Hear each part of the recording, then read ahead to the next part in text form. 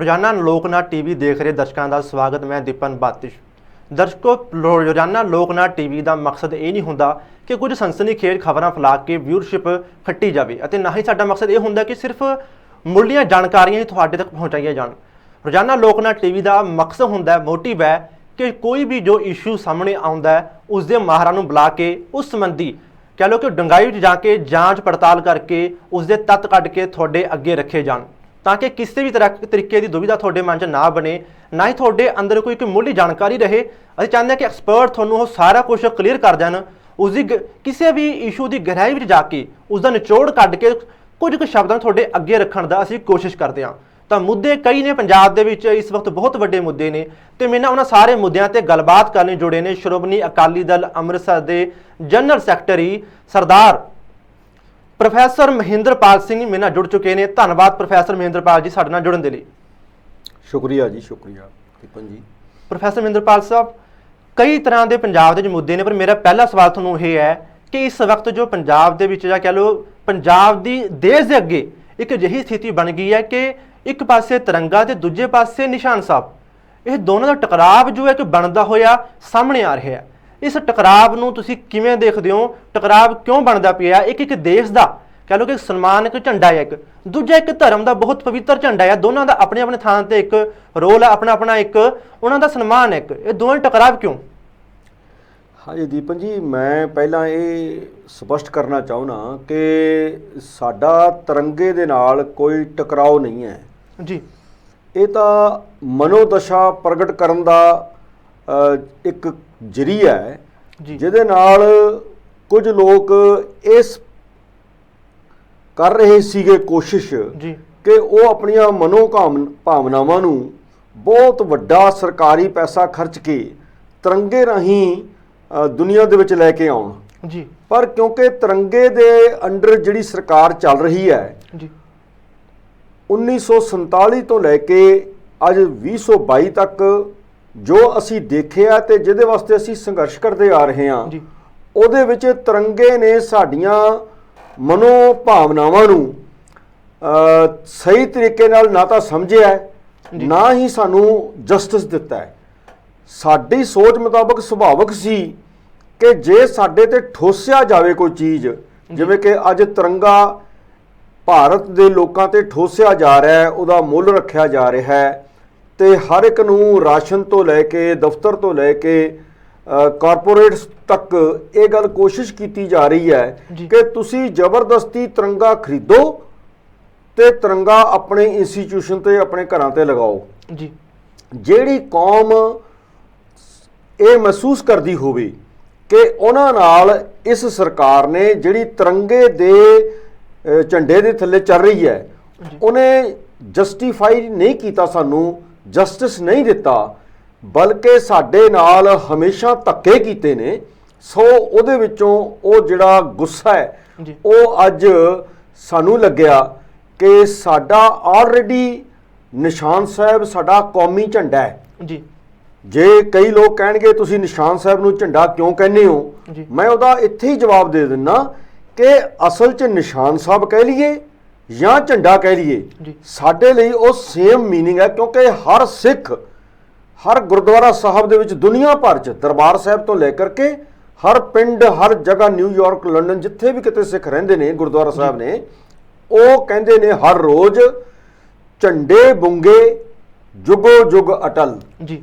हुण झंडे की गल है, उत्थे वो निशान साहब की वो गल है जी। सो मैं तुहाडे पहले सवाल का जवाब तो यही दिना कि साडे वलों तिरंगे का कोई सीधा विरोध नहीं है, पर असिधे तौर पर असीं ये कहने कि साडियां मनोदशावां नूं तिरंगे तो ज़्यादा निशान साहब राहीं जां साडे सिखां दे झंडे राहीं ज़्यादा चंगी तरह प्रगट किया जाएगा या जा रहा है ते जा सकता है। सो उस करके असी निशान साहब की जिहड़ी चोण की है, पार्टी प्रधान सरदार सिमरनजीत सिंह मान साहब ने ते साडे नाल कुछ जथेबंदियां जिवें वारस पंजाब दे या दल खालसा ने, उन्होंने भी साडे नाल इकट्ठे होके ਈਵਨ ਬਹੁਜਨ ਮੁਕਤੀ ਪਾਰਟੀ ਜਿਹੜੀ ਜਲੰਧਰ ਬੇਸਡ ਹੈ, ਵੈਸੇ ਸਾਰੇ ਪੰਜਾਬ ਇੰਡੀਆ ਦੇ ਵਿੱਚ ਹੈ, ਵਾਮਨ ਬੈਸਰਾਮ ਦੇ ਰਾਹੀਂ ਚੱਲਦੀ ਹੈ। ਉਹਨਾਂ ਨੇ ਵੀ ਅਸੀਂ 14 ਤਰੀਕ ਨੂੰ ਜਲੰਧਰ ਇਕੱਠੇ ਹੀ ਸਮਾਗਮ ਕਰਾਂਗੇ। ਉਹਦੇ ਵਿੱਚ ਅਸੀਂ ਤਿਰੰਗੇ ਦੀ ਜਗ੍ਹਾ ਤੇ ਨਿਸ਼ਾਨ ਸਾਹਿਬ ਨੂੰ ਆਪਣਾ ਜਿਹੜਾ ਮਨੋਭਾਵਨਾਵਾਂ ਦਾ ਨਿਸ਼ਾਨ ਮੰਨ ਕੇ ਉਹਨੂੰ ਫਹਿਰਾਵਾਂਗੇ। ਪ੍ਰੋਫੈਸਰ ਤੁਸੀਂ ਠੀਕ ਕਿਹਾ, ਨਿਸ਼ਾਨ ਸਾਹਿਬ ਦੀ ਆਪਣੀ ਬਹੁਤ ਮਹੱਤਤਾ ਹੈ, ਪਰ ਜੇ ਆਪਾਂ ਗੱਲ ਕਰਨੀ ਕਿ ਜਿਵੇਂ 15 ਅਗਸਤ ਦੇਸ਼ ਦੀ ਆਜ਼ਾਦੀ ਦਾ ਦਿਨ ਮਨਾਇਆ ਜਾਂਦਾ, ਜਦੋਂ ਇਹ ਚੀਜ਼ਾਂ ਸਾਹਮਣੇ ਆ ਜਾਂਦੀਆਂ ਤਾਂ ਦੋ ਪਾਸੇ ਇੱਕ ਟਕਰਾਅ ਜਾਂ ਸਾਹਮਣੇ ਨਹੀਂ ਆਉਂਦਾ। ਜਦੋਂ ਲੱਗਦਾ ਕਿ ਇੱਕ ਨੈਗੇਟਿਵ ਮੈਸੇਜ ਆਉਂਦਾ ਕਿ ਇੱਕ ਵਿਰੋਧ ਦੇ ਵਿੱਚ ਹੀ ਹੋ ਰਿਹਾ ਸਾਰਾ ਕੁਝ। ਕਿਉਂਕਿ ਜੇ ਆਪਾਂ ਪੂਰੀ ਦੁਨੀਆ ਦੀ ਗੱਲ ਕਰੀਏ, ਪੂਰੀ ਦੁਨੀਆ ਦੇ ਵਿੱਚ ਸਿੱਖ ਵਸਦੇ ਨੇ, ਉੱਥੇ ਗੁਰਦੁਆਰਾ ਸਾਹਿਬ ਵੀ ਨੇ, ਉੱਥੇ ਵੀ ਨਿਸ਼ਾਨ ਸਾਹਿਬ ਨੇ, ਉੱਥੋਂ ਦੇਸ਼ ਦੇ ਵੀ ਤਿਰੰਗੇ ਨੇ, ਤੇ ਪਰ ਭਾਰਤ ਵਿੱਚ ਆ ਕੇ ਇਹ ਜਿਹਾ ਟਕਰਾਅ ਜਾਂ ਸਥਿਤੀ ਪੈਦਾ ਹੋ ਹੀ ਜਾਂਦੀ ਹੈ, ਕਿਉਂਕਿ ਉਹ ਉਸੇ ਦਿਨ ਨੂੰ ਲੈ ਕੇ ਜਦੋਂ ਇਹ ਚੀਜ਼ਾਂ ਸਾਹਮਣੇ ਆ ਜਾਂਦੀਆਂ ਕਿ ਉਹ ਇੱਕੋ ਦਿਨ ਚੁਣਿਆ ਜਾਂਦਾ, ਕਿਉਂਕਿ ਨਿਸ਼ਾਨ ਸਾਹਿਬ ਤਾਂ ਹਮੇਸ਼ਾ ਹੀ ਝੂਲਦੇ ਪਏ ਨੇ, ਤੇ ਉਸ ਦਿਨ ਆ ਕੇ ਟਕਰਾਅ ਜਿਹਾ ਕਿਉਂ ਆ ਜਾਂਦਾ? ਤਾਂ ਨਹੀਂ, ਕੌਮੀ ਝੰਡਾ ਜਿਹੜਾ ਹੁੰਦਾ ਕਿਸੇ ਦੇਸ਼ ਦਾ, ਉਹ ਵੀ ਹਮੇਸ਼ਾ ਝੂਲਦਾ ਰਹਿੰਦਾ ਹੈ ਜੀ। ਉਹਦੇ ਵਿੱਚ ਵੀ ਕੋਈ ਅਸੀਂ ਇੰਟਰਪਸ਼ਨ ਨਹੀਂ ਕਰਦੇ। ਹਾਂ, ਉਦਾਹਰਨ ਦੇ ਤੌਰ ਤੇ ਲਾਲ ਕਿਲੇ ਵਾਲੀ ਘਟਨਾ ਹੈ, ਇੱਕੋ ਦਿਨ ਆਉਂਦਾ ਜਦੋਂ ਇਹ ਰੋਜ਼ ਨਹੀਂ ਆਉਂਦਾ, ਸਿਰਫ 15 ਅਗਸਤ ਨੂੰ ਹੀ ਕਿਉਂ ਹੁੰਦਾ? 15 ਅਗਸਤ ਹੋ ਜਾਂਦਾ ਜਾਂ 26 ਜਨਵਰੀ ਨੂੰ। ਪਿੱਛੇ ਜੇ ਤੁਸੀਂ ਦੇਖਿਆ, ਲਾਲ ਕਿਲੇ ਤੇ ਝੰਡਾ, ਸਾਡਾ ਕੌਮੀ ਝੰਡਾ ਲਹਿਰਾ ਦਿੱਤਾ ਗਿਆ, ਉੱਥੇ ਦੀਪ ਸਿੱਧੂ ਤੇ ਕੇਸ ਪਏ। ਚਲੋ ਅੱਜ ਦੁਨੀਆ 'ਚ ਨਹੀਂ ਹੈਗਾ, ਉਹਨੇ ਵੀ ਆਪਣੀਆਂ ਭਾਵਨਾਵਾਂ ਐਂ ਹੀ ਪ੍ਰਗਟ ਕੀਤੀਆਂ ਜਿਵੇਂ ਮੈਂ ਤੁਹਾਨੂੰ ਕਹਿ ਰਿਹਾ, ਝੂਲ ਤੇ ਨਿਸ਼ਾਨ ਰਹੇ ਪੰਥ ਮਹਾਰਾਜ ਕੇ, ਇਹੀ ਲਫ਼ਜ਼ ਉਹਨੇ ਬੋਲਿਆ ਸੀ। ਇਹੀ ਸਾਡੀਆਂ ਪੁਰਾਣੀਆਂ ਲਿਖਤਾਂ 'ਚ ਹੈ। ਸੋ ਟਕਰਾਓ ਜਿਹੜਾ ਹੈ ਨਾ, ਉਹ ਝੰਡਿਆਂ ਦਾ ਟਕਰਾਓ ਨਹੀਂ ਹੈ ਜੀ, ਵੀ ਕੌਮੀ ਨਿਸ਼ਾਨ ਅਸੀਂ ਆਪਣਾ ਨਿਸ਼ਾਨ ਸਾਹਿਬ ਕਹਿੰਦੇ ਹਾਂ ਉਹਨਾਂ ਦਾ ਜਾਂ ਤਿਰੰਗੇ ਦਾ। ਟਕਰਾਓ ਹੈ ਮਨੋ ਦਿਸ਼ਾਵਾਂ ਦਾ। ਸਾਡੀ ਮਾਨਸਿਕ ਸਥਿਤੀ ਕੀ ਹੈ ਤੇ ਦੂਜੇ ਦੇਸ਼ ਵਾਸੀਆਂ ਦੀ ਉਹਨਾਂ ਨਾਲ ਸਾਡੇ ਵਰਗੀਆਂ ਤਰਾਸਦੀਆਂ ਨਹੀਂ ਹੋਈਆਂ, ਇਸ ਲਈ ਉਹਨਾਂ ਨੂੰ ਲੱਗਦਾ ਹੈ ਕਿ ਅਸੀਂ ਤਿਰੰਗੇ ਦਾ ਸ਼ਾਇਦ ਅਪੋਜ਼ ਕਰ ਰਹੇ ਹਾਂ। ਅਸੀਂ ਤਿਰੰਗੇ ਦੀਆਂ ਭਾਵਨਾਵਾਂ ਜਿਹੜੀਆਂ ਸਾਡੀਆਂ ਹਰਟ ਹੋਈਆਂ ਨੇ ਉਹਦਾ ਵਿਰੋਧ ਕਰਦੇ ਹਾਂ ਤੇ ਪ੍ਰਗਟ ਕਰਦੇ ਹਾਂ ਕਿ ਨਹੀਂ, ਤਿਰੰਗੇ ਨੇ ਸਾਡੇ ਨਾਲ ਜਸਟੀਫਾਈ ਨਹੀਂ ਕੀਤਾ। ਸਾਨੂੰ ਹੁਣ 47 ਵਿੱਚ ਜਰਾਇਮ ਪੇਸ਼ਾ ਕੌਮ ਕਹਿਤਾ ਇਹ ਤਿਰੰਗੇ ਵਾਲਿਆਂ ਨੇ। ਫਿਰ ਸਾਨੂੰ ਕਹਿਤਾ ਵੀ ਤੁਸੀਂ ਹਿੰਦੂਆਂ ਦਾ ਇੱਕ ਹਿੱਸਾ। 50 ਦੇ ਜਦੋਂ ਕੌਂਸਟੀਟਿਊਸ਼ਨ ਲਿਖਿਆ ਗਿਆ, ਅੱਜ ਵੀ ਲਿਖਿਆ ਧਾਰਾ 25 ਦੇ ਤਹਿਤ। ਫਿਰ 66 'ਚ ਤਿਰੰਗੇ ਵਾਲਿਆਂ ਨੇ ਸਾਡੇ ਪੰਜਾਬੀ ਬੋਲਦੇ ਇਲਾਕੇ ਲੈ ਲਏ।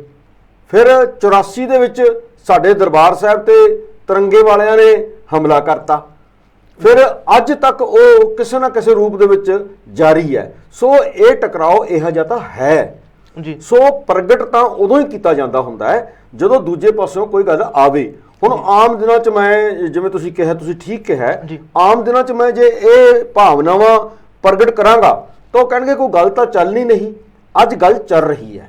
ਸੋ ਕਹਿ ਰਿਹਾ ਕਿ ਉਸ ਦਿਨ ਆ ਕੇ ਟਕਰਾਅ ਪੈਦਾ ਹੋ ਜਾਂਦਾ। ਹਾਂ, ਟਕਰਾਓ ਹੈ, ਕਿਉਂਕਿ ਸੋਚ ਦਾ ਜਿਹੜਾ ਵਖਰੇਵਾਂ ਹੈ ਉਹਦਾ ਟਕਰਾਓ ਹੈ। ਇਹਦੇ 'ਚ ਕੋਈ ਦੋ ਰਾਵਾਂ ਨਹੀਂ।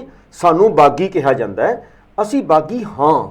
ਅਸੀਂ ਕਿਸ ਚੀਜ਼ ਤੋਂ ਬਾਗੀਆਂ, ਕਿਉਂ ਬਾਗੀਆਂ, ਉਹੀ ਜਦੋਂ ਸਮਝਾਂਗੇ ਤਾਂ ਆਹ ਜਿਹੜਾ ਟਕਰਾਓ ਨਿਸ਼ਾਨ ਸਾਹਿਬ ਜਾਂ ਕੇਸਰੀ ਝੰਡੇ ਤੇ ਤਿਰੰਗੇ ਝੰਡੇ ਦੇ ਵਿੱਚ ਦਿਸ ਰਿਹਾ ਹੈ, ਇਹ ਸਮਝ ਆ ਜਾਊਗਾ। ਮੈਂ ਇੱਕ ਉਦਾਹਰਨ ਦਿੰਦਾ ਦੀਪਨ ਜੀ। ਲੋਕਨਾਥ ਦੇ ਜਿਹੜੇ ਵਿਊਅਰਸ ਨੇ ਇਹਨੂੰ ਧਿਆਨ ਨਾਲ ਜੇ ਮੇਰੀ ਬੇਨਤੀ ਨੂੰ ਸੁਣ ਲੈਣ ਕਿ ਜਿਹੜਾ ਨਿਸ਼ਾਨ ਸਾਹਿਬ ਹੈ ਉਹ ਇੰਡੀਆ ਦੀਆਂ ਫੌਜਾਂ ਦੇ ਉੱਪਰ ਵੀ ਝੂਲਦਾ ਹੈ ਜੀ, ਤਿਰੰਗਾ ਵੀ ਝੂਲਦਾ ਹੈ ਜੀ। ਪਰ ਇੱਕ ਗੱਲ ਧਿਆਨ ਨਾਲ ਦੇਖਿਓ, ਜਿਨ੍ਹਾਂ ਸਿੱਖ ਰੈਜੀਮੈਂਟ ਦੀਆਂ ਗੱਡੀਆਂ ਤੇ ਨਿਸ਼ਾਨ ਸਾਹਿਬ ਝੂਲਦਾ ਹੈ ਉਹਨਾਂ ਤੇ ਤਿਰੰਗਾ ਨਹੀਂ ਝੂਲਦਾ। ਇਹ ਧਿਆਨ ਨਾਲ ਦੇਖਣ ਸਾਰੀ ਇੰਡੀਆ ਦੇ ਲੋਕ, ਜਦੋਂ ਬਾਰਡਰਾਂ ਤੇ ਸਿੱਖ ਰੈਜੀਮੈਂਟ ਜਾਂਦੀ ਹੈ ਜੀ, ਉਹਨਾਂ ਦੇ ਦੋਨਾਂ ਪਾਸੇ ਕੇਵਲ ਨਿਸ਼ਾਨ ਸਾਹਿਬ ਹੁੰਦਾ ਹੈ, ਤਿਰੰਗਾ ਨਹੀਂ ਹੁੰਦਾ। ਇਸ ਲਈ ਜਦੋਂ ਇੰਡੀਆ ਤੇ ਪਾਕਿਸਤਾਨ ਬਣਿਆ ਤਾਂ ਜਿਹੜੀ ਸਿੱਖ ਰੈਜੀਮੈਂਟ ਸੀ, ਜਿਹੜੀ 47 ਤੋਂ ਬਹੁਤ ਪਹਿਲਾਂ ਬਣ ਗਈ ਸੀ, ਉਹ ਨਿਸ਼ਾਨ ਸਾਹਿਬਾਂ ਸਮੇਤ ਇੰਡੀਆ ਦੀਆਂ ਫੌਜਾਂ ਦਾ ਹਿੱਸਾ ਬਣ ਗਏ ਜੀ। ਪਰ ਉਹ ਰਹੇ ਆਪਣੇ ਨਿਸ਼ਾਨ ਤੇ ਕਾਇਮ ਜੀ। ਅੱਜ ਉਹ ਵੀ ਇੰਡੀਅਨ ਮਿਲਟਰੀ ਦੇ ਵਿੱਚ ਇੱਕ ਹਿੱਸੇ ਦੇ ਤੌਰ ਤੇ ਆਪਣਾ ਯੋਗਦਾਨ ਪਾ ਰਹੇ ਨੇ, ਤੇ ਜਿਨ੍ਹਾਂ ਗੱਡੀਆਂ ਤੇ ਤਿਰੰਗਾ ਚੜਾਇਆ ਜਾ ਰਿਹਾ ਹੈ ਉਹ ਵੀ ਆਪਣਾ ਯੋਗਦਾਨ ਪਾ ਰਹੇ ਨੇ ਜੀ।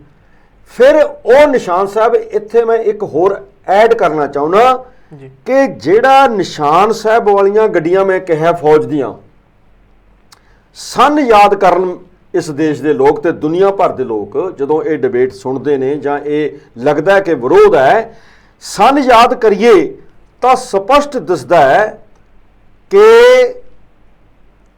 1846 ਸਿੱਖ ਰੈਜੀਮੈਂਟ ਮਹਾਰਾਜਾ ਰਣਜੀਤ ਸਿੰਘ ਦਾ ਰਾਜ ਹਜੇ ਖਤਮ ਨਹੀਂ ਸੀ ਹੋਇਆ, ਉਦੋਂ ਬਣਾ ਦਿੱਤੀ ਗਈ ਸੀ। ਉਹਦੇ ਕਾਇਦੇ ਕਾਨੂੰਨ 1846 ਦੇ ਵਿੱਚ ਸਥਾਪਿਤ ਹੋ ਚੁੱਕੇ ਸੀ। ਸਾਰੇ ਉਹੀ ਕਾਇਦੇ ਕਾਨੂੰਨ 101 ਸਾਲ ਬਾਅਦ, ਇੱਕ ਸਦੀ ਬਾਅਦ, ਜਿਹਨੂੰ ਅੱਜ ਅਸੀਂ ਇੰਡੀਆ ਕਹਿੰਦੇ ਆ, ਜਦੋਂ ਇੰਡੀਆ ਨਾਮ ਦੀ ਕੋਈ ਚੀਜ਼ ਨਹੀਂ ਸੀ ਉਦੋਂ ਵੀ ਕੇਸਰੀ ਨਿਸ਼ਾਨ ਸਾਹਿਬ ਵਾਲੀਆਂ ਫੌਜਾਂ ਇਸ ਖਿੱਤੇ ਦੇ ਵਿੱਚ ਆਪਣੀ ਐਕਸਰਸਾਈਜ਼ ਕਰਦੀਆਂ ਸੀ, ਆਪਣੀ ਡਿਫੈਂਸ ਕਰਦੀਆਂ ਸੀ। ਜਦੋਂ ਇਹ ਦੇਸ਼ ਬਣਿਆ ਤੇ ਉਧਰਲੇ ਪਾਸੇ ਉਹਨਾਂ ਨੇ ਪਾਕਿਸਤਾਨ ਬਣਾ ਲਿਆ, ਉਹ ਇੱਕ ਅੱਡ ਵਿਸ਼ਾ ਹੈ, ਉਹਦੇ ਬਾਰੇ ਕਦੇ ਕਰਿਓ ਡਿਬੇਟ, ਮੈਂ ਜ਼ਰੂਰ ਬੋਲਣਾ ਚਾਹਾਂਗਾ। ਪਰ ਉਹ ਦੋਹਾਂ ਦੇਸ਼ਾਂ ਚੋਂ ਜਿਹੜਾ ਇਸ ਪਾਸੇ ਜਿਸ ਪਾਸੇ ਸਿੱਖ ਆ ਗਏ, ਹੁਣ ਆਪਾਂ ਇਹ ਕਹਾਂਗੇ ਦੋਵਾਂ ਦੇਸ਼ਾਂ ਚੋਂ ਇੰਡੀਆ ਤੇ ਪਾਕਿਸਤਾਨ ਦੇ ਵਿੱਚ ਜਿਹੜੇ ਪਾਸੇ ਸਿੱਖ ਆ ਗਏ, ਸਾਰੇ ਜਾਣਦੇ ਨੇ ਕਿ ਉੱਜੜ ਕੇ ਵੀ ਸਿੱਖ ਇੰਡੀਆ ਨਾਲ ਇੱਕ ਸਮਝੌਤੇ ਤਹਿਤ ਆਏ ਨੇ। ਉਹ ਸਮਝੌਤਾ ਪੂਰਾ, ਉਸ ਸਮਝੌਤੇ ਤਹਿਤ ਇਹ ਫੌਜਾਂ ਵੀ, ਸਿੱਖ ਰੈਜੀਮੈਂਟ ਦੀਆਂ ਗੱਡੀਆਂ ਵੀ, ਫੌਜਾਂ ਵੀ, ਉਹ ਵੀ ਇੰਡੀਆ ਵਾਲੇ ਪਾਸੇ ਆ ਗਈਆਂ। ਪਰ ਜਿਸ ਸਮਝੌਤੇ ਦੇ ਤਹਿਤ ਸਾਡੇ ਲੀਡਰਾਂ ਨੇ ਸਾਡੀ ਲੁਕਾਈ ਨੂੰ ਹੁਕਮ ਕੀਤਾ ਕਿ ਇੱਧਰ ਆ ਜਾਓ, ਸਾਨੂੰ ਇੱਧਰ ਇੱਕ ਖਿੱਤਾ ਮਿਲੂਗਾ ਜਿਹੜਾ ਇੰਡੀਆ ਤੇ ਪਾਕਿਸਤਾਨ ਦੇ ਵਿਚਾਲੇ ਹੋਊਗਾ। ਬੇਸ਼ੱਕ ਉਹ ਇੰਡੀਆ ਦਾ ਹਿੱਸਾ ਹੋਊ, ਪਰ ਉਹਨੂੰ ਆਜ਼ਾਦੀ ਦਾ ਪੂਰਾ ਨਿੱਘ ਮਾਣਨ ਦਾ ਅਧਿਕਾਰ ਹੋਊਗਾ। ਤੇ ਮਹਾਤਮਾ ਗਾਂਧੀ ਉਸ ਵਕਤ ਦਾ ਲੀਡਰ ਕਹਿੰਦਾ ਹੈ ਕਿ ਜੇਕਰ ਇੰਡੀਆ ਕੋਈ ਕਾਨੂੰਨ ਐਸਾ ਬਣਾਉਂਦਾ ਹੈ ਜਿਹੜਾ ਸਿੱਖਾਂ ਨੂੰ ਪ੍ਰਵਾਨ ਨਹੀਂ ਹੈ ਤਾਂ ਉਹ ਹਥਿਆਰ ਚੁੱਕ ਸਕਦੇ ਨੇ। ਉਹ ਹਥਿਆਰ ਕਿਹਨਾਂ ਫੌਜਾਂ ਨੇ ਚੁੱਕਣੇ ਸੀ? ਜੇ ਉਹਨਾਂ ਦੀ ਗੱਲ ਤੇ ਅੱਗੇ ਗੱਲ ਕਰੀਏ, ਕਿਉਂਕਿ 47 ਵੀ ਆ ਗਿਆ, ਵਿਸ਼ਵਾਸਘਾਤ ਵੀ ਹੋ ਗਿਆ, ਅੱਡ ਖਿੱਤਾ ਨਹੀਂ ਮਿਲਿਆ, ਉਲਟਾ ਜਿਹੜਾ ਖਿੱਤਾ ਸੀ ਉਹਦੇ ਚੋਂ ਵੀ ਪੰਜਾਬੀ ਬੋਲਦੇ ਇਲਾਕੇ ਕੱਢ ਲਏ ਗਏ। ਫਿਰ ਸਾਡੇ ਕੋਲ ਆਪਸ਼ਨ ਕੀ ਸੀ? ਅਸੀਂ ਇਹ ਮਨੋ ਭਾਵਨਾਵਾਂ ਆਪਣੀਆਂ ਪੇਸ਼ ਕਰ ਰਹੇ ਹਾਂ। ਅੱਜ ਜਿਹੜਾ ਕੇਸਰੀ ਜਾਂ ਨੀਲਾ ਸਾਡਾ ਜਿਹੜਾ ਨਿਸ਼ਾਨ ਹੈ ਕੌਮੀ ਸਿੱਖਾਂ ਦਾ, ਉਹਦੇ ਰਾਹੀਂ ਪ੍ਰਗਟ ਕਰ ਰਹੇ ਹਾਂ। ਤੇ ਜੇ ਵਿਰੋਧ ਲੱਗਦਾ ਹੈ ਤਾਂ ਇੰਨਾ ਕੁ ਤਾਂ ਵਿਰੋਧ ਹੈ, ਇੰਨਾ ਕੁ ਵਿਰੋਧ ਹੈ। ਸਾਡੇ ਨਾਲ ਵਿਸ਼ਵਾਸਘਾਤ ਹੋਇਆ ਤੇ ਜਦੋਂ ਤੱਕ ਤਿਰੰਗੇ ਵਾਲੇ ਸਾਡੇ ਨਾਲ ਸਾਡਾ ਵਿਸ਼ਵਾਸ ਬਹਾਲ ਨਹੀਂ ਕਰਦੇ, ਭਾਵ ਸਾਨੂੰ ਅੱਡ ਖਿੱਤਾ ਨਹੀਂ ਦਿੰਦੇ, ਉਨੀ ਦੇਰ ਤੱਕ ਇਹ ਟਕਰਾਓ ਜਿਹੜਾ ਹੈ ਕਿਸੇ ਨਾ ਕਿਸੇ ਰੂਪ ਲੋਕਤੰਤਰੀ ਤਰੀਕੇ ਦੇ ਨਾਲ, ਸ਼ਾਂਤੀਪੂਰਨ ਤਰੀਕੇ ਦੇ ਨਾਲ ਦਿਸਦਾ ਹੀ ਰਹੇਗਾ। ਕਿਉਂਕਿ ਇਹ ਕੌਮ ਜਿਹੜੀ ਹੈ, ਇਹਦੀਆਂ 5 ਸਦੀਆਂ ਦਾ ਇਤਿਹਾਸ ਇਹ ਦੱਸਦਾ ਹੈ ਕਿ ਇਹ ਸਿੱਧੇ ਰੂਪ 'ਚ ਕਿਸੇ ਦੇ ਅਧੀਨ ਨਹੀਂ ਆਉਂਦੀ, ਕਿਸੇ ਸਮਝੌਤੇ ਤਹਿਤ ਕਿਸੇ ਨਾਲ ਚੱਲ ਸਕਦੀ ਹੈ। ਉਹ ਸਮਝੌਤਾ ਪਾੜਿਆ ਗਿਆ, ਮਤਲਬ ਕਿ ਸਾਨੂੰ ਵਿਸ਼ਵਾਸ ਦਿਵਾ ਕੇ ਨਿਭਾਇਆ ਨਹੀਂ ਗਿਆ। ਉਸ ਕਰਕੇ ਇਹ ਟਕਰਾਓ ਜਿਹੜਾ ਹੈ ਦਿਨੋਂ ਦਿਨ ਵੱਧਦਾ ਚਲਾ ਜਾ ਰਿਹਾ। ਉਸ ਤੋਂ ਬਾਅਦ 66 ਹੋ ਗਿਆ, ਉਸ ਤੋਂ ਬਾਅਦ 84 ਹੋ ਗਿਆ, ਜਾਂ 84 ਦੇ ਕਤਲੇਆਮ ਹੋ ਗਏ ਦਿੱਲੀ ਦੇ ਵਿੱਚ, ਪਹਿਲਾਂ ਦਰਬਾਰ ਸਾਹਿਬ ਤੇ ਹਮਲਾ ਹੋ ਗਿਆ। ਇਹ ਸਾਰਾ ਤੇ ਅੱਗੇ ਉਸ ਤੋਂ ਬਾਅਦ ਅੱਜ ਸਾਡੇ 28 ਸਾਲ ਤੋਂ 30 ਸਾਲ ਤੋਂ ਬੰਦੀ ਸਿੰਘ ਉਹ ਤਿਰੰਗੇ ਵਾਲੇ 'ਚ ਸਾਨੂੰ ਰਿਲੀਜ਼ ਨਹੀਂ ਕਰਦੇ। ਜਦੋਂ ਇੱਕ ਕਾਨੂੰਨ ਬਣ ਗਿਆ ਇੱਕ ਦੇਸ਼ ਦੇ ਵਿੱਚ ਕਿ ਸਾਡੇ ਵੀ ਵਕੀਲ ਨੇ, ਸਿੱਖ ਵਕੀਲ ਵੀ ਸਾਨੂੰ ਦੱਸਦੇ ਨੇ ਕਿ ਇਸ ਦੇਸ਼ ਦਾ ਕਾਨੂੰਨ ਕਹਿੰਦਾ ਹੈ ਕਿ ਜਦੋਂ ਉਮਰ ਕੈਦ ਹੈ ਆਮ ਤੌਰ ਤੇ ਉਹ 14 ਸਾਲ ਹੁੰਦੀ ਹੈ, ਖਾਸ ਹਾਲਤਾਂ 'ਚ ਉਹ 20 ਸਾਲ ਹੋ ਸਕਦੀ ਹੈ। ਉਹ 14 ਸਾਲ ਵੀ ਕੱਟ ਚੁੱਕੇ ਨੇ, ਉਹ 20 ਸਾਲ ਵੀ ਕੱਟ ਚੁੱਕੇ ਨੇ, ਫਿਰ ਵੀ ਉਹਨਾਂ ਨੂੰ ਰਿਹਾ ਕਿਉਂ ਨਹੀਂ ਕੀਤਾ ਜਾਂਦਾ? ਉਹ ਭਾਵਨਾਵਾਂ ਕਿਵੇਂ ਪ੍ਰਗਟ ਕਰੀਏ ਅਸੀਂ?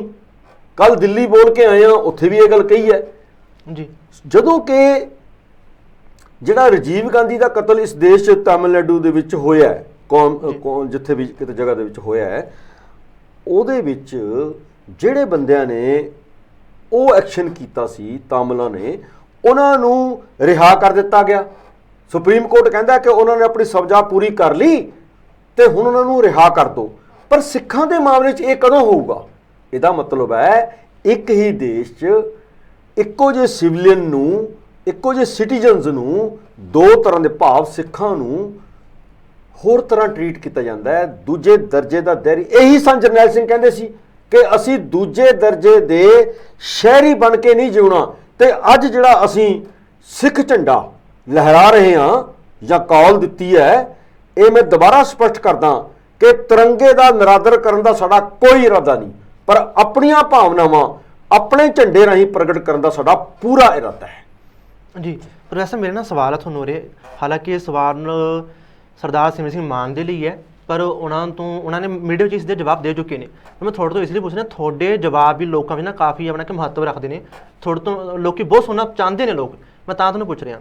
ਜੀ ਜੀ, ਇੱਕ ਤਾਂ ਸਿਮਰਨ ਸਿੰਘ ਮਾਨ ਸਾਹਿਬ ਤੋਂ ਪੁੱਛਿਆ ਗਿਆ ਸੀ ਕਿ SSB ਰਹਿੰਦੇ ਹੋਏ ਤਿਰੰਗੇ ਨੂੰ ਸਲੂਟ ਮਾਰਦੇ ਸੀਗੇ, ਕਈ ਵਾਰ ਮੌਕੇ ਆਏ, ਉਹਨਾਂ ਨੇ ਕਿਹਾ ਸੀ ਮੈਂ ਝੂਠਾ ਮੁੱਠਾ ਮਾਰਦਾ। ਹੁਣ ਦੂਜੇ ਪਾਸੇ ਤੁਸੀਂ ਵੀ ਕਹਿ ਰਹੇ ਹੋ ਸਾਡਾ ਤਿਰੰਗੇ ਨੂੰ ਵਿਰੋਧ ਨੂੰ ਲੈ ਕੇ ਕੋਈ ਉਹ ਨਹੀਂ ਹੈਗਾ, ਹਾਂ ਕੁਝ ਚੀਜ਼ਾਂ ਨੇ ਜਿਹਨੂੰ ਲੈ ਕੇ ਕੁਝ ਵਿਰੋਧ ਥੋੜ੍ਹਾ ਜ਼ਰੂਰ ਹੈਗਾ। ਅਤੇ ਉਸ ਤੋਂ ਬਾਅਦ ਸੰਵਿਧਾਨਕ ਤੁਸੀਂ ਚੋਣਾਂ ਵੀ ਲੜਦੇ ਹੋ, ਚੜਨ ਤੋਂ ਬਾਅਦ ਅੱਜ ਮਾਨ ਸਾਹਿਬ MP ਵੀ ਨੇ ਸੰਗਰੂਰ ਤੋਂ, ਅਤੇ ਇਹ ਫਿਰ ਦੋ ਚੀਜ਼ਾਂ ਸਾਹਮਣੇ ਕਿਉਂ ਆ ਰਹੀਆਂ ਨੇ ਇਹ?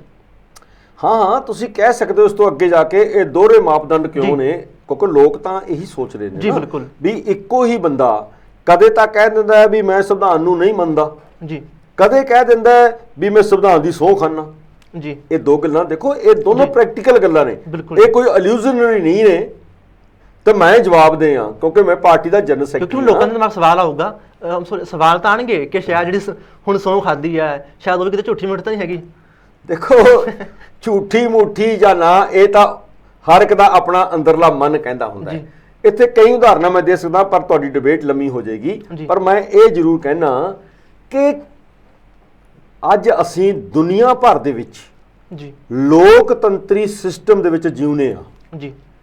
ਇਹ ਦੇਸ਼ ਵੀ ਦਾਅਵਾ ਕਰਦਾ ਹੈ ਕਿ ਸਾਡੇ ਇੱਥੇ ਲੋਕਤੰਤਰੀ ਸਿਸਟਮ ਹੈ, ਤੇ ਇਹ ਵੀ ਸਾਨੂੰ ਸਾਰਿਆਂ ਨੂੰ ਪੜ੍ਹਿਆ ਲਿਖਿਆ ਨੂੰ ਪਤਾ ਹੈ ਕਿ ਇਸ ਦੇਸ਼ 'ਚ ਜਿਹੜਾ ਲੋਕਤੰਤਰੀ ਸਿਸਟਮ ਹੈ, ਜਿਹੜਾ ਪਾਰਲੀਮੈਂਟਰੀ ਸਿਸਟਮ ਦੇ ਵਿੱਚ ਚੱਲਦਾ ਹੈ, ਉਹ ਅਸੀਂ ਇੰਗਲੈਂਡ ਤੋਂ ਲਿਆ ਹੈ।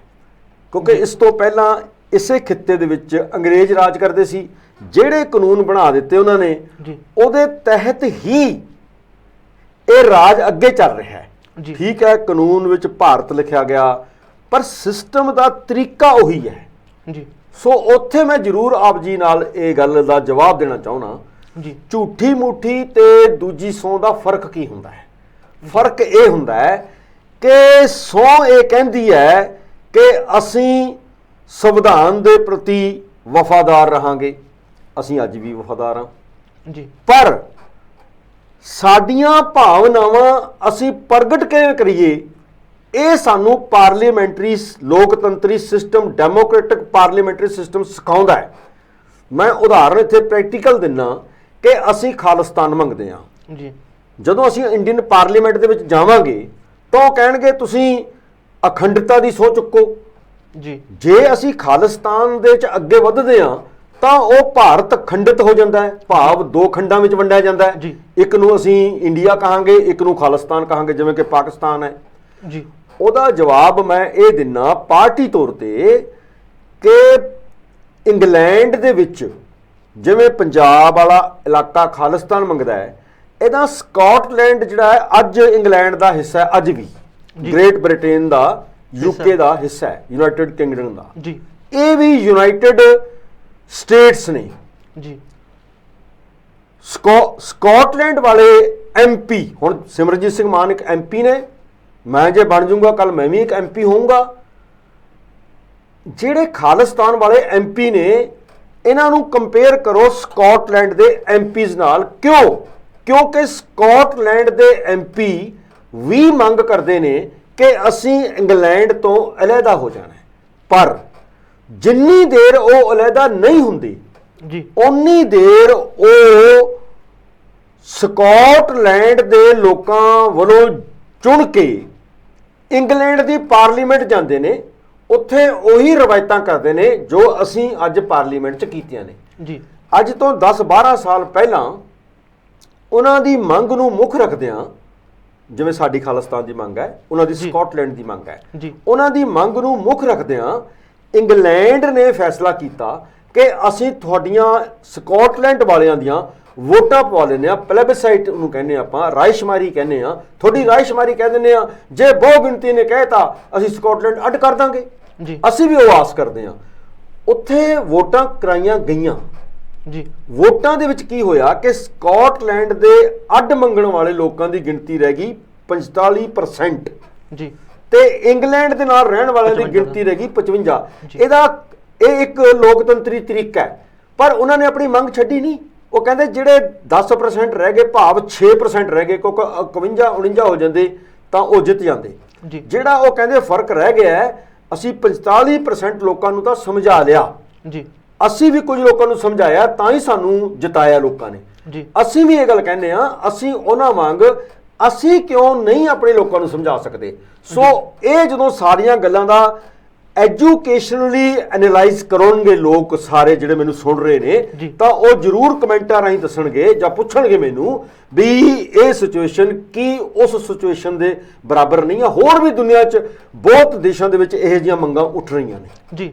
ਕੈਨੇਡਾ ਵਿੱਚ ਉੱਠ ਰਹੀਆਂ ਨੇ ਜੀ, ਇਰਾਕ ਵਿੱਚ ਉੱਠ ਰਹੀਆਂ ਨੇ, ਕੁਰਦਿਸਤਾਨ ਦੀਆਂ, ਚਾਈਨਾ 'ਚ ਉੱਠ ਰਹੀਆਂ ਨੇ, ਚਾਈਨਾ 'ਚ ਉੱਠ ਰਹੀਆਂ ਨੇ, ਪਾਕਿਸਤਾਨ 'ਚ ਬਲੋਚਿਸਤਾਨ ਦੀ ਉੱਠਦੀ ਹੈ, ਕਸ਼ਮੀਰ ਦੀ ਉੱਠਦੀ ਹੈ, ਇੱਧਰ ਵੀ ਉੱਠਦੀ ਹੈ, ਉੱਧਰ ਵੀ ਉੱਠਦੀ ਹੈ ਜੀ। ਸੋ ਇਹ ਜਿਹੜਾ ਇਹ ਕੋਈ ਅਚੰਭਾ ਉਹਦੇ ਵਾਸਤੇ ਹੈ। ਮੈਂ ਤਾਂ ਇਹੀ ਪਹਿਲਾਂ ਵੀ ਡਿਬੇਟ 'ਚ ਇੱਕ ਵਾਰੀ ਕਿਹਾ ਸੀ, ਅਚੰਭਾ ਉਹਨਾਂ ਨੂੰ ਲੱਗਦਾ ਹੈ ਜਿਨ੍ਹਾਂ ਨੇ ਇਹਦੀ ਪੜ੍ਹਾਈ ਨਹੀਂ ਕੀਤੀ ਹੋਈ। ਲੋਕਤੰਤਰ ਹੁੰਦਾ ਕੀ ਹੈ? ਜੇ ਸਾਡਾ ਜਿਹੜੇ ਸਾਡਾ ਸੰਵਿਧਾਨ ਇਹ ਕਹਿੰਦਾ ਹੈ ਰਾਈਟ ਟੂ ਐਕਸਪ੍ਰੈਸ਼ਨ, ਅਸੀਂ ਆਪਣੇ ਵਿਚਾਰ ਪ੍ਰਗਟ ਕਰ ਸਕਦੇ ਹਾਂ, ਇਹ ਵਿਚਾਰ ਹੈ। ਵਿਚਾਰਾਂ ਨਾਲ ਸਹਿਮਤੀ ਜਾਂ ਅਸਹਿਮਤੀ ਹੋਣਾ ਇਹ ਲੋਕਤੰਤਰ ਦੀ ਖੂਬਸੂਰਤੀ ਹੈ ਜੀ। ਅਸੀਂ ਇਹਦੇ ਨਾਲ ਸਹਿਮਤ ਨਹੀਂ ਆ ਕਿ ਅਸੀਂ ਤਿਰੰਗੇ ਝੰਡੇ ਨੂੰ ਸਲੂਟ ਮਾਰੀਏ। ਪ੍ਰੋਫੈਸਰ ਮੈਂ ਤੁਹਾਨੂੰ ਇਹ ਕਹਿਣਾ ਸੀ, ਮੈਂ ਵਿਚਾਰਾਂ ਤੇ ਗੱਲ ਨਹੀਂ ਕੀਤੀ ਸੀ, ਮੈਂ ਕਹਿੰਦੇ ਜੋ ਐਕਟੀਵਿਟੀ ਹੁੰਦੀ ਹੈ ਨਾ ਉਸਦੇ ਨਤੀਜਿਆਂ ਤੇ ਮੈਂ ਗੱਲ ਕੀਤੀ ਸੀ। ਕਈ ਵਾਰ ਨਤੀਜੇ ਅਜਿਹੇ ਨਾ ਹੋਣ ਕਿ ਕੋਈ ਇਹੋ ਜਿਹਾ ਟਕਰਾਅ ਬਣ ਜਾਵੇ। ਤੇ ਮੈਂ ਅਗਲੇ ਸਵਾਲ ਤੇ ਆਉਂਦਾ। ਹੁਣ ਮੇਰਾ ਅਗਲਾ ਸਵਾਲ ਇਹ ਹੈ ਕਿ ਅਜਿਹਾ ਕੀ ਹੋ ਗਿਆ ਜਦ ਤੋਂ ਮਾਨ ਸਾਹਿਬ MP ਬਣੇ ਨੇ, ਉਹਨਾਂ ਦਾ ਹਰੇਕ ਛੋਟਾ ਬਿਆਨ ਵੀ ਪੰਜਾਬ ਦਾ ਇੱਕ ਬਹੁਤ ਵੱਡਾ ਮੁੱਦਾ ਬਣ ਜਾਂਦਾ। ਉਹ ਪੂਰੇ ਟਾਰਗੇਟ ਤੇ ਆ ਜਾਂਦੇ ਨੇ ਉਹ, ਤੇ ਫਿਰ ਪੂਰੀ ਪੰਜਾਬ ਦੀ ਸਿਆਸਤ ਉਹਨਾਂ ਦੇ ਬਿਆਨਾਂ ਦੇ ਆਸੇ ਪਾਸੇ ਘੁੰਮਦੀ ਹੈ। ਦੀਪਨ ਜੀ, ਇਹ ਬਿਲਕੁਲ ਸਹੀ ਸਵਾਲ ਹੈ। ਸਹੀ ਮੌਕੇ ਤੇ ਅੱਜ ਸਮਾਂ ਹੈ ਇਹਨਾਂ ਸਵਾਲਾਂ ਜਵਾਬਾਂ ਦਾ। ਜਿਹੜਾ 26 ਜੂਨ ਨੂੰ ਸਿਮਰਨਜੀਤ ਸਿੰਘ ਮਾਨ ਦਾ ਰਿਜ਼ਲਟ ਆਇਆ ਹੈ ਬਤੌਰ MP ਸੰਗਰੂਰ ਤੋਂ ਜੀ, ਉਸ ਤੋਂ ਬਾਅਦ ਜਿੰਨਾ ਵੀ ਮੀਡੀਆ ਦੇ ਕੁਐਸਚਨਸ ਨੇ ਜੀ, ਉਹ ਸਾਰੇ ਜਦੋਂ ਪੰਜਾਬ ਦੀ ਸਿਚੁਏਸ਼ਨ ਦੀ ਗੱਲ ਕਰਦੇ ਨੇ, ਜਦੋਂ ਸਿੱਖਾਂ ਦੀ ਸਿਚੁਏਸ਼ਨ ਦੀ ਗੱਲ ਕਰਦੇ ਨੇ, ਉਹ ਸਿਮਰਨਜੀਤ ਸਿੰਘ ਮਾਨ ਦੇ ਦੁਆਲੇ ਘੁੰਮਦੀਆਂ ਨੇ। ਕਿਉਂ?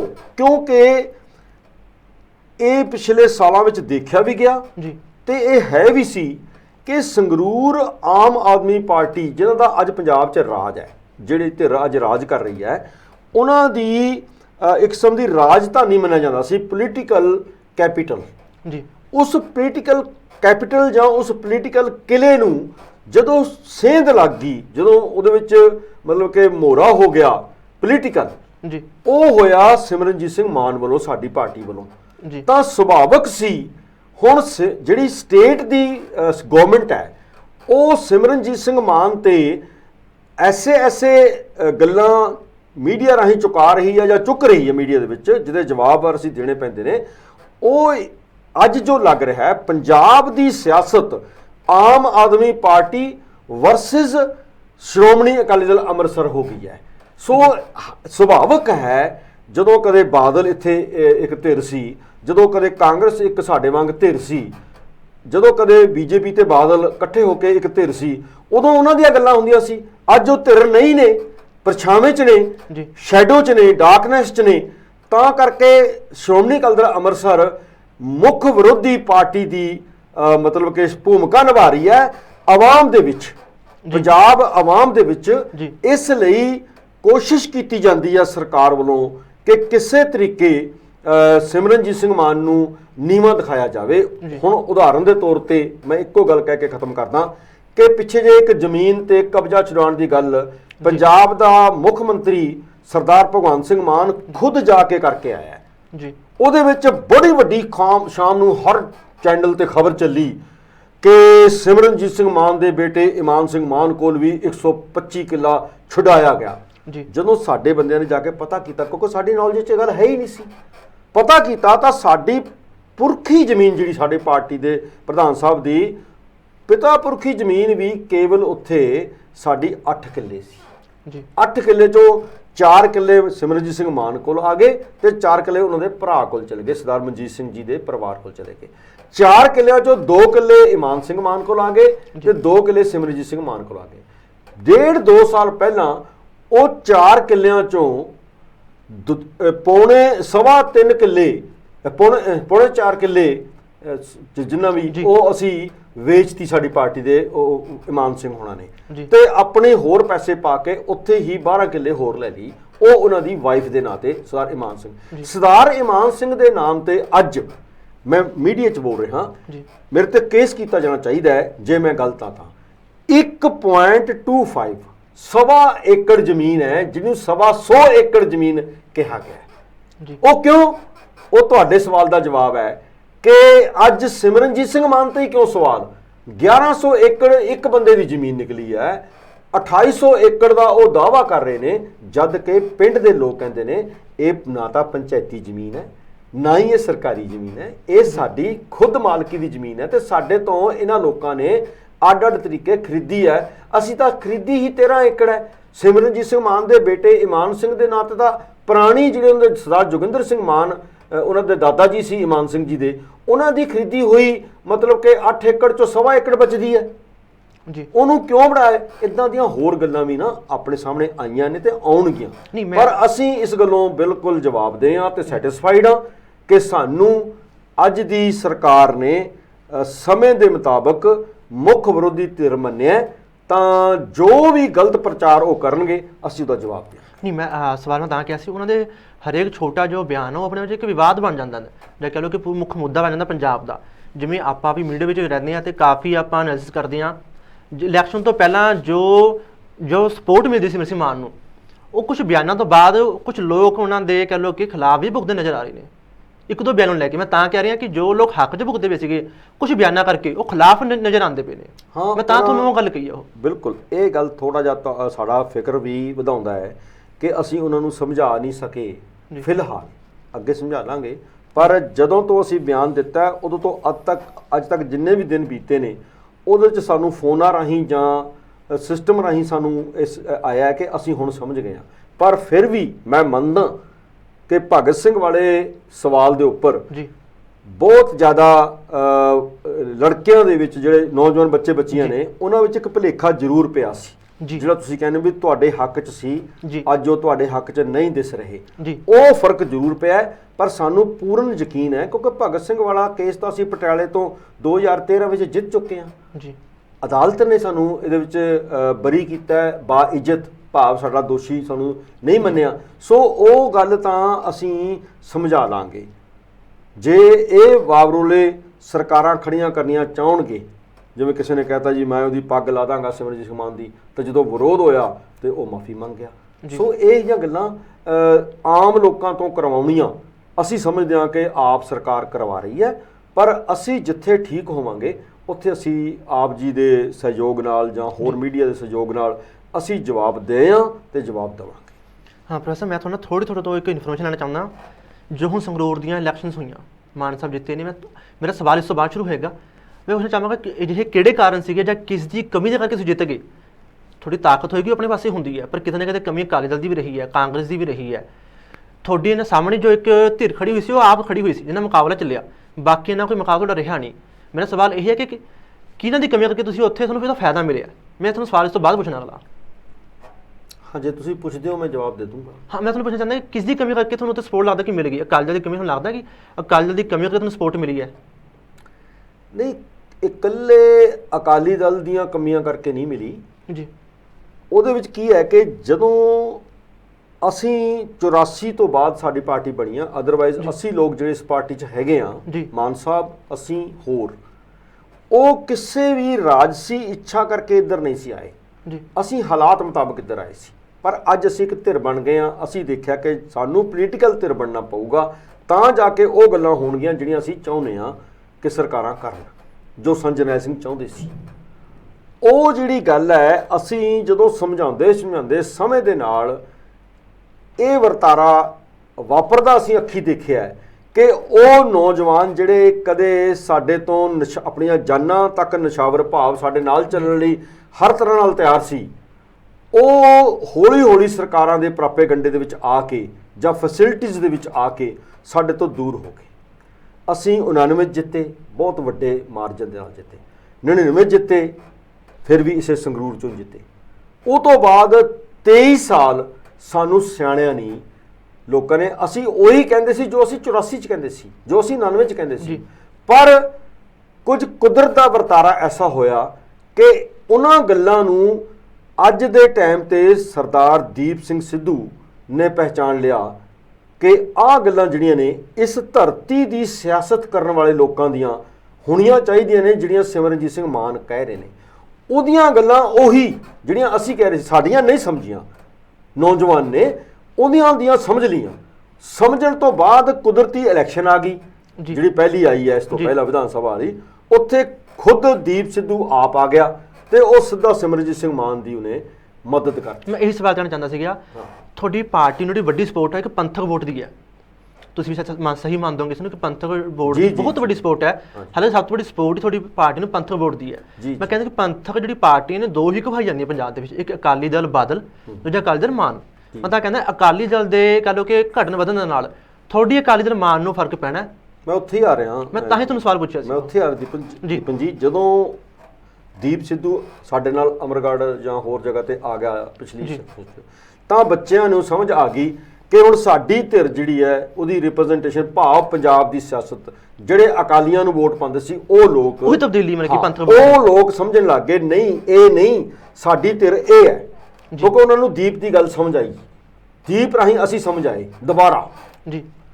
ਉਹੀ ਗੱਲ ਉੱਥੇ ਤਾਂ ਅਸੀਂ ਕਾਮਯਾਬ ਨਹੀਂ ਹੋ ਸਕੇ ਵਿਨਿੰਗ ਸਿਸਟਮ ਵਿੱਚ, ਚਲੋ ਉਹਦਾ ਕਤਲ ਹੋ ਗਿਆ, ਉਹ ਇੱਕ ਅੱਡ ਵਿਸ਼ਾ ਹੈ। ਫਿਰ ਇਹ ਇਲੈਕਸ਼ਨ ਆ ਗਈਆਂ, ਇਸ ਇਲੈਕਸ਼ਨ 'ਚ ਉਹੀ ਨੌਜਵਾਨ ਫਿਰ ਤੁਰਿਆ। ਹੁਣ ਉਹਨਾਂ ਨੂੰ ਪਤਾ ਲੱਗਿਆ ਕਿ ਗੁਰੂ ਗ੍ਰੰਥ ਸਾਹਿਬ ਜੀ ਦੀ ਬੇਅਦਬੀ ਕਰਨ ਵਾਲੀ ਧਿਰ ਸਾਡੀ ਧਿਰ ਨਹੀਂ ਹੋ ਸਕਦੀ ਜੀ। ਸੋ ਉਹ ਅਕਾਲੀ ਦਲ ਜਿਨ੍ਹਾਂ ਨੇ ਲਾਸਟ ਮੂਮੈਂਟ ਤੇ ਜਾ ਕੇ ਸਾਨੂੰ ਟਰੈਪ ਕਰਨ ਦੀ ਕੋਸ਼ਿਸ਼ ਕੀਤੀ ਸੀ, ਸਾਡੇ ਘਰੇ ਵੀ ਆਏ, ਉਹ ਈਵਨ ਸੁਖਬੀਰ ਸਿੰਘ ਖੁਦ ਆਏ, ਹੋਰ ਉਹਨਾਂ ਦੇ ਲੀਡਰ ਆਏ, ਉਹਨਾਂ ਨੇ ਕਿਹਾ ਵੀ ਤੁਸੀਂ ਬੰਦੀ ਸਿੰਘਾਂ ਦੇ ਉੱਤੇ ਆਪਣੇ ਆਪ ਨੂੰ ਛੱਡ ਦਿਓ, ਆਪਣਾ ਦਾਅਵਾ ਛੱਡ ਦਿਓ, ਅਸੀਂ ਬੰਦੀ ਸਿੰਘਾਂ ਦੇ ਪਰਿਵਾਰ ਚੋਂ ਬੰਦਾ ਖੜਾ ਕਰਾਂਗੇ। ਤਾਂ ਸਿਮਰਨਜੀਤ ਸਿੰਘ ਮਾਨ ਨੇ ਉਹਨਾਂ ਨੂੰ ਜਵਾਬ ਦਿੱਤਾ ਕਿ ਸੁਖਬੀਰ ਸਿੰਘ ਜੀ ਤੁਸੀਂ ਪ੍ਰਧਾਨਗੀ ਛੱਡ ਕੇ ਬੰਦੀ ਸਿੰਘਾਂ ਦੇ ਪਰਿਵਾਰ ਨੂੰ ਦੇ ਦਿਓ, ਇਸੇ ਤਰ੍ਹਾਂ ਸ਼੍ਰੋਮਣੀ ਕਮੇਟੀ ਦੇ ਪ੍ਰਧਾਨ ਦੀ ਸੀਟ ਛੱਡ ਦਿਓ, ਬੰਦੀ ਸਿੰਘਾਂ ਨੂੰ ਦੇ ਦਿਓ, ਇਸੇ ਤਰ੍ਹਾਂ ਦਮਦਮੀ ਟਕਸਾਲ, ਜਿਹੜੀਆਂ ਸਾਰੀਆਂ ਧਿਰਾਂ ਪਿੱਛੇ ਖੇਡ ਰਹੀਆਂ ਸੀ ਉਹਨਾਂ ਸਭ ਦਾ ਨਾਮ ਲੈ ਕੇ ਪ੍ਰਧਾਨ ਸਾਹਿਬ ਕਹੇ ਤੁਸੀਂ ਛੱਡ ਦਿਓ, ਇਕੱਲੇ ਮੈਨੂੰ ਕਿਉਂ ਚਿਤਾਉਂਦੇ ਹੋ, ਮੈਂ ਵੀ ਛੱਡ ਦੂੰਗਾ ਫਿਰ ਜੀ। ਉਹ ਜਿਹੜਿਆ ਉਹਨਾਂ ਦੀ ਚਾਲ ਕਾਮਯਾਬ ਨਹੀਂ ਹੋਈ। ਸੋ ਇਹ ਗੱਲ ਬਿਲਕੁਲ ਸਹੀ ਹੈ, ਪੰਜਾਬ ਦੇ ਵਿੱਚ ਅੱਜ ਜੋ ਮਾਹੌਲ ਚੱਲ ਰਿਹਾ ਹੈ ਜਿਹਦੇ ਕਰਕੇ ਬਾਦਲ ਹਾਰਿਆ ਜੀ, ਫਿਰ ਅਮਰਿੰਦਰ ਨੇ ਉਹ ਭੁਲੇਖਾ ਪਾਇਆ ਜੀ, ਫਿਰ ਅਮਰਿੰਦਰ ਹਾਰਿਆ, ਅੱਜ ਆਪ ਨੇ ਉਹ ਭੁਲੇਖਾ ਪਾਇਆ, ਅੱਜ ਆਪ ਦਾ ਗ੍ਰਾਫ ਵੀ ਥੱਲੇ ਆਇਆ। ਜਿਹੜੀ ਜਿੱਤ ਹੋਈ ਹੈ ਉਹਦੇ ਇਹ 3-4 ਵੱਡੇ ਕਾਰਨ ਸੀ। ਪੰਜਾਬ ਦੀ ਸਿਆਸਤ ਦੇ ਵਿੱਚੋਂ ਬਾਦਲ ਦਲ ਦਾ ਘਟਣਾ ਜੀ ਇਲੈਕਸ਼ਨ ਦਾ ਰਿਜ਼ਲਟ ਦੱਸਦਾ ਹੈ ਜੀ। ਕਿਸੇ ਵੀ ਸਰਕਾਰ ਨੇ ਗੁਰੂ ਗ੍ਰੰਥ ਸਾਹਿਬ ਜੀ ਦੇ ਨਰਾਦਰ ਦਾ ਇਨਸਾਫ ਨਾ ਦੇਣਾ ਤੇ ਲੋਕਾਂ ਨਾਲ ਕੀਤੇ ਵਾਅਦਿਆਂ ਦਾ, ਜਿਵੇਂ ਪਹਿਲਾਂ ਬਾਦਲ ਤੇ ਕਾਂਗਰਸ ਨੇ ਰਿਸਪੌਂਸ ਨਹੀਂ ਦਿੱਤਾ, ਵਾਅਦੇ ਪੂਰੇ ਉਸੇ ਤਰ੍ਹਾਂ ਆਪ ਦਾ ਕਰਨਾ, ਇਹ ਸਾਰੇ ਫੈਕਟਰ ਰਲ ਕੇ ਸੰਗਰੂਰ ਦੇ ਵਿੱਚ ਸਾਡੀ ਜਿੱਤ ਦੇ ਕਾਰਨ ਬਣੇ ਨੇ। ਪ੍ਰੋਫੈਸਰ, ਮੈਂ ਤੁਹਾਡੇ ਤੇ ਹੋਣਾ ਚਾਹਾਂਗਾ, ਮੇਰਾ ਸਵਾਲ ਤੁਹਾਨੂੰ ਪਰਸਨਲੀ ਹੈ। ਮੈਂ ਨਾ ਤੁਹਾਡੀ ਇੱਕ ਤਸਵੀਰ ਦੇਖੀ ਸੀਗੀ, ਤੁਹਾਡੀ ਫੇਸਬੁੱਕ ਤੇ ਵਾਇਰਲ ਹੋਈ ਸੀ, ਤੁਸੀਂ ਉਹ 'ਚ ਲਿਖਿਆ ਹੋਇਆ ਸੀ ਕਿ ਤਿਆਰੀਆਂ ਨੇ ਆਉਣ ਵਾਲੀ ਜਿਹੜੀ ਚੋਣਾਂ ਨੇ, ਤੁਸੀਂ ਫੋਟੋ ਪਾਈ ਸੀ ਆਪਣੀ ਫੇਸਬੁੱਕ ਦੇ ਉੱਤੇ। ਅੱਛਾ ਜੀ। ਉਹ ਮੈਂ ਫੋਟੋ ਦੇਖੀ ਹੈ, ਉਹ ਤੁਹਾਡੇ ਚਿਹਰੇ ਦੇ ਉੱਤੇ ਇੱਕ ਖੁਸ਼ੀ ਲੱਗਦੀ ਸੀ ਕਿ ਬਹੁਤ ਪਿੱਛੇ ਇੱਕ ਕੌਨਫੀਡੈਂਸ ਆ, ਬੜਾ ਹੌਸਲਾ ਹੈ। ਉਹ ਹੌਸਲਾ ਕਿ ਸੰਗਰੂਰ ਵਾਲੀ ਸੀਟ ਤੋਂ ਹੈ, ਕਿਉਂਕਿ ਉਹ ਸੀਟ ਜਿੱਤੀ ਹੈ ਜਿਹਨੂੰ ਆਮ ਆਦਮੀ ਪਾਰਟੀ ਕਹਿੰਦੀ ਸਾਡੀ ਇਹ ਰਾਜਧਾਨੀ ਹੈ ਇਹ।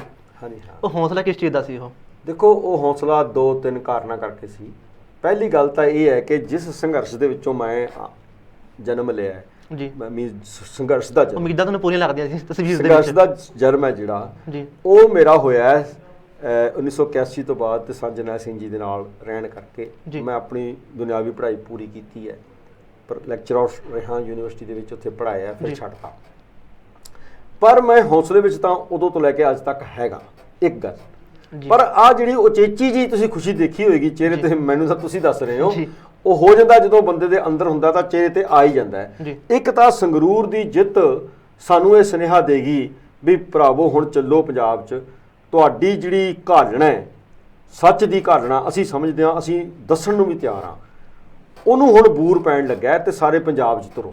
ਮੈਂ ਉਸ ਚੀਜ਼ ਨੂੰ ਪਟਿਆਲੇ ਵਿੱਚ ਵੀ ਪ੍ਰਗਟ ਕਰਨਾ ਚਾਹੁੰਦਾ।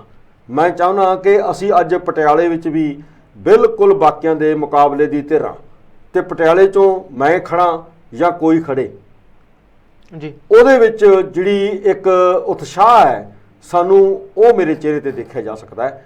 ਮੈਂ ਸੰਗਰੂਰ ਤੋਂ ਵੀ ਮੋਟੀਵੇਟਡ ਹਾਂ ਤੇ ਮੈਂ ਪਟਿਆਲੇ ਦੇ ਉੱਤੇ ਆਪਣਾ ਕੰਮ ਕਰਨ ਵਾਸਤੇ ਵੀ ਇਸ ਗੱਲ ਤੇ ਮੋਟੀਵੇਟਡ ਹਾਂ। ਇਹੀ ਖੁਸ਼ੀ ਤੁਸੀਂ ਦੇਖੀ ਹੋਏਗੀ। ਇਹ ਸਮੁੱਚੀ ਪੰਥਕ ਸੋਚ, ਭਾਵ ਮਨੁੱਖਤਾ ਦੀ ਸੋਚ, ਮੈਂ ਪੰਥਕ ਕਹਿ ਦੇਣਾ ਤਾਂ ਲੋਕ ਭੁਲੇਖਾ ਖਾ ਜਾਂਦੇ ਨੇ ਵੀ ਇਹ ਤਾਂ ਸਿੱਖਾਂ ਦੀ ਗੱਲ ਕਰਦੇ ਨੇ, ਕਿਉਂਕਿ ਸਿੱਖ ਸੋਚ ਹੈ ਹੀ ਮਨੁੱਖਤਾਵਾਦੀ। ਇਸ ਲਈ ਮਨੁੱਖਤਾ ਦੀ ਜਿਹੜੀ ਜਿੱਤ ਦਾ ਉਤਸ਼ਾਹ ਹੈ ਉਹ ਜ਼ਰੂਰ ਮੇਰੇ ਚਿਹਰੇ ਤੇ ਤੁਸੀਂ ਦੇਖਿਆ। ਮੈਂ ਥੋੜੀ ਰਾਜਨੀਤੀ ਨੂੰ ਲੈ ਕੇ ਸਿਰਫ ਆਖਰੀ ਸਵਾਲ ਪੁੱਛਾਂਗਾ, ਫਿਰ ਮੈਂ ਅਗਲੇ ਸਵਾਲ ਤੇ ਵਧਾਂਗਾ। ਹੁਣ ਪੰਜਾਬ ਦੀ ਰਾਜਨੀਤੀ ਵਿੱਚ ਸ਼੍ਰੋਮਣੀ ਅਕਾਲੀ ਦਲ ਮਾਨ ਕਿੱਥੇ ਹੈ? ਕਿਉਂਕਿ ਪੰਥਕ ਜਿਹੜੀ ਵੋਟ ਹੈ ਉਹ ਤੁਹਾਡੇ ਖਾਤੇ 'ਚ ਪੈਂਦੀ ਦਿਖਦੀ ਹੋ ਰਹੀ ਹੈ। ਦੂਜਾ ਅਕਾਲੀ ਦਲ ਦਾ ਕਹਿ ਲਓ ਕਿ ਥੋੜ੍ਹਾ ਜਿਹਾ ਗਿਰਨਾ, ਉਹਦਾ ਵੀ ਸਿੱਧਾ ਫਾਇਦਾ ਤੁਹਾਨੂੰ ਹੀ ਮਿਲਦਾ ਦਿਖਦਾ ਪਿਆ। ਤੇ ਪਿੱਛੇ ਇੱਕ ਥੋੜੇ ਹੁਣ ਜਿੱਤ ਵੀ ਖੜੀ ਹੈ ਜੋ ਕਾਫੀ ਟਾਈਮ ਦੀ ਸੀ ਨਾ, ਇੱਕ ਜਿੱਤ ਨੂੰ ਲੈ ਕੇ ਜੋ ਲੰਬੇ ਸਮੇਂ ਤੋਂ ਚੱਲਦੇ ਆ ਰਹੇ ਸੀ। ਕਈ ਵਿਰੋਧੀ ਤੁਹਾਡੇ ਤੇ ਨਿਸ਼ਾਨੇ ਵੀ ਸਾਧਦੇ ਸੀਗੇ, ਤੁਹਾਨੂੰ ਕਈ ਤਰ੍ਹਾਂ ਦੇ ਕਹਿ ਲਓ ਕਿ ਤੰਜ ਵੀ ਕੱਸਦੇ ਕਿ ਜ਼ਮਾਨਤ ਵੀ ਜ਼ਬਤ ਹੁੰਦੀਆਂ ਨੇ, ਉਹ ਤੁਸੀਂ ਕਹਿ ਲਓ ਕਿ ਭੁਲੇਖੇ ਕੱਢਤੇ ਨੇ। ਚਲੋ, ਪਰ ਹੁਣ ਇੱਕ ਜਿੱਤ ਖੜੀ ਹੈ, ਕਿ ਪੰਥਕ ਵੋਟ ਤੁਹਾਡੇ ਨਾਲ ਖੜ ਗਈ ਹੈ ਤੇ ਬਾਕੀ ਪਾਰਟੀ ਦਾ ਕਮਜ਼ੋਰ ਹੋਣ ਤੋਂ ਬਾਅਦ ਹੁਣ ਪੰਜਾਬ ਦੀ ਸਿਆਸਤ ਵਿੱਚ ਸ਼੍ਰੋਮਣੀ ਅਕਾਲੀ ਦਲ ਨੂੰ ਤੁਸੀਂ ਕਿੱਥੇ ਦੇਖਦੇ ਹੋ? ਸ਼੍ਰੋਮਣੀ ਅਕਾਲੀ ਦਲ ਅੰਮ੍ਰਿਤਸਰ ਤੋਂ ਤੁਹਾਡਾ ਜੀ, ਅੰਮ੍ਰਿਤਸਰ ਤੋਂ। ਸ਼੍ਰੋਮਣੀ ਅਕਾਲੀ ਦਲ ਅੰਮ੍ਰਿਤਸਰ ਅੱਜ ਤੁਹਾਨੂੰ ਜਿਵੇਂ ਮੈਂ ਪਹਿਲਾਂ ਬਿਆਨ ਕੀਤਾ ਹੈ ਕਿ ਮੁੱਖ ਵਿਰੋਧੀ ਧਿਰ ਹੈ। ਜਿੰਨੀਆਂ ਵੀ ਬਾਕੀ ਧਿਰਾਂ ਨੇ, ਜਿਵੇਂ ਬਾਦਲ ਹੈ, ਭਾਜਪਾ ਹੈ, ਕਾਂਗਰਸ ਹੈ, ਉਹ ਸਾਡੇ ਤੋਂ ਥੱਲੇ ਨੇ। ਸੰਗਰੂਰ ਦੇ ਵਿੱਚ ਜਾਂ ਪੂਰੇ ਪੰਜਾਬ 'ਚ ਕਹਿ ਰਹੇ ਹੋ? ਨਹੀਂ, ਸੰਗਰੂਰ ਨੇ ਦੱਸਿਆ ਕਿ ਸਾਰੇ ਪੰਜਾਬ 'ਚ। ਦੂਜੇ ਪਾਸੇ ਇਹ ਤੁਹਾਡੀ ਗੱਲ ਬਿਲਕੁਲ ਠੀਕ ਹੈ। ਜਦੋਂ ਆਪਾਂ ਐਨਾਲਿਸਿਸ ਕਰਦੇ ਹਾਂ, ਸਾਨੂੰ ਜਿਹੜੀ ਵੋਟ ਬਹੁਤੇ ਤੌਰ ਤੇ ਮਿਲਣੀ ਹੈ, ਉਹ ਜਿਹੜੀ ਬਾਦਲ ਦਲ ਨੂੰ ਵੋਟ ਪੈਂਦੀ ਸੀ ਨਾ, ਮੁੱਖ ਤੌਰ ਤੇ ਉਹ ਵੋਟ ਸਾਨੂੰ ਪੈਣੀ ਹੈ। ਜਾਂ ਜਿਹੜੇ ਨੌਜਵਾਨ ਆਪ ਵੱਲ ਨੂੰ ਝੁਕ ਗਏ ਸੀ, ਉਹ ਉਹਨਾਂ ਦਾ ਐਟੀਟਿਊਡ ਦੇਖ ਕੇ ਉਹ ਕਿਸੇ ਹੋਰ ਵੱਲ ਨਹੀਂ ਜਾਣੇ, ਉਹ ਸਾਰੇ ਇੱਕੋ ਜਿਹੇ ਦੇਖਦੇ ਨੇ, ਉਹ ਵੀ ਸਾਡੇ ਵੱਲ ਆਉਣੇ ਨੇ। ਸੋ ਉਹਦੇ ਕਰਕੇ ਸਾਨੂੰ ਲੱਗਦਾ ਹੈ ਕਿ ਪੰਜਾਬ ਦੇ ਵਿੱਚ ਸਾਡੀ ਸਥਿਤੀ ਇਸ ਵਕਤ ਰਾਜਨੀਤਿਕ ਤੌਰ ਤੇ ਬਹੁਤ ਸੋਲਿਡ ਹੈ, ਪਰ ਸਾਨੂੰ ਮਿਹਨਤ ਬਹੁਤ ਕਰਨੀ ਪਏਗੀ, ਇਹ ਅਸੀਂ ਮੰਨਦੇ ਹਾਂ। ਉਹਦੇ ਵਿੱਚ ਇੱਕ ਘਾਟ ਸਾਡੇ 'ਚ ਹੈਗੀ ਹੈ, ਸਾਡੇ ਕੋਲ ਸੋਰਸਿਸ ਦੀ ਘਾਟ ਹੈ, ਪੈਸੇ ਦੀ ਘਾਟ ਹੈ।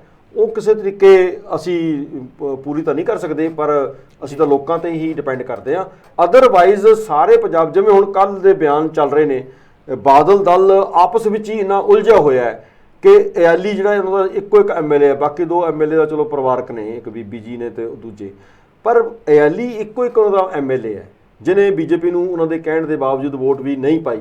ਹੁਣ ਉਹ ਤੇ ਸੁਖਬੀਰ ਦੇ ਬੰਦੇ ਆਪਸ ਵਿੱਚ ਮੀਡੀਆ ਦੇ ਵਿੱਚ ਉਲਝ ਰਹੇ ਨੇ। ਕੋਈ ਕਹਿ ਰਿਹਾ ਤੂੰ ਸਿਰਸੇ ਨੂੰ ਮਿਲ ਕੇ ਆਏ ਹੈ, ਕੋਈ ਕਹਿੰਦਾ ਵੀ ਤੂੰ ਅੱਡ ਧੜਾ ਬਣਾ ਰਿਹਾ ਹੈ। ਉਹਦੇ ਵਿੱਚ ਚੰਦੂ ਮਾਜਰਾ ਵੀ ਹੈ, ਉਹਦੇ ਵਿੱਚ ਜਗਮੀਤ ਬਰਾੜ ਵੀ ਹੈ, ਉਹਦੇ ਵਿੱਚ ਕਰਨੈਲ ਸਿੰਘ ਪੰਜੋਲੀ ਵੀ ਹੈ, ਉਹਦੇ ਵਿੱਚ ਭਾਈ ਮਨਜੀਤ ਸਿੰਘ ਵੀ ਬੈਠੇ ਨੇ, ਹੋਰ ਵੀ ਸਾਰੇ ਬੰਦੇ ਬੈਠੇ ਨੇ ਜਿਹੜੇ ਕਦੇ ਐਮਐਲਏ ਸੀ। ਸੋ ਉਹ ਆਪਸ ਵਿੱਚ ਇੱਕ ਤਾਂ ਥੱਲੇ ਆ ਗਏ, ਫਿਰ ਪਾਟ ਗਏ। ਉਹ ਜਿਹੜਾ ਸਾਰਾ ਰਾਜਨੀਤਿਕ ਫਾਇਦਾ ਹੈ, ਮੈਂ ਹੋਰ ਫਾਇਦੇ ਦੀ ਗੱਲ ਨਹੀਂ ਕਰਦਾ ਜੀ, ਰਾਜਨੀਤਿਕ ਫਾਇਦਾ ਜਿਹੜਾ ਹੈ ਉਹ ਸ਼੍ਰੋਮਣੀ ਅਕਾਲੀ ਦਲ ਅੰਮ੍ਰਿਤਸਰ ਕੋਲ ਹੀ ਆਏਗਾ। ਇਹਨਾਂ ਲੋਕਾਂ ਕੋਲ ਕਾਂਗਰਸ, ਬੀਜੇਪੀ ਜਾਂ ਆਪ ਆਪਸ਼ਨ ਨਹੀਂ ਨੇ।